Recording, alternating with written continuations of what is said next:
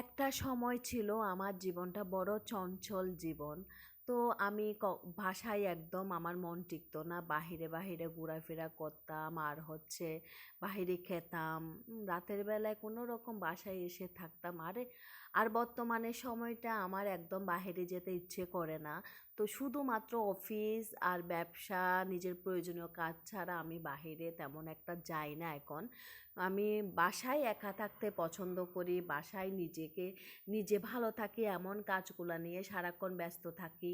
আমার ঘর গোছানো, আমার রান্না বান্না, আমার সংসারে কি কাজ লাগতেছে না লাগতেছে এগুলা নিয়ে আমি আসলে খুবই ভালো থাকি এবং খুবই আমার মন ভালো থাকে এগুলা নিয়ে। নিজেকে শুধু সময় দিচ্ছি এবং নিজে ভালো লাগে এমন কাজগুলাই আমি বাসার মধ্যে করে থাকি। তো বন্ধুরা, আজকে আমার ভিডিওটা শুরু করেছি বিকাল থেকে। তো আপনারা সবাই কেমন আছেন? আশা করছি সবাই ভালো আছেন। আমিও আপনাদের আশীর্বাদে খুবই ভালো আছি। আমার জীবনটা এভাবে অনেক ভালোই যাচ্ছে। তো আপনারা আমার জন্য আশীর্বাদ করবেন আমি যেন ভালো দিন কাটাইতে পারি বাকি জীবনটুকু। তো আজকে আমার কাজের আপা আসছিল, এসে রুটি বানাচ্ছিল। উনি রুটি বানিয়ে ফ্রিজে ফ্রোজিং করে রাখে।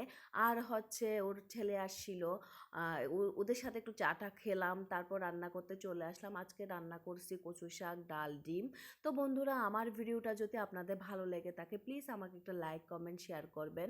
আর আপনি যদি ইউটিউব চ্যানেল থেকে দেখে থাকেন প্লিজ আমাকে সাবস্ক্রাইব করবেন। আর যদি আপনি করে থাকেন তাহলে আপনাকে অসংখ্য ধন্যবাদ। ভালো থাকবেন, সুস্থ থাকবেন, নিরাপদে থাকবেন। আপনার মঙ্গল কামনা করে এখানে শেষ করছি। টাটা।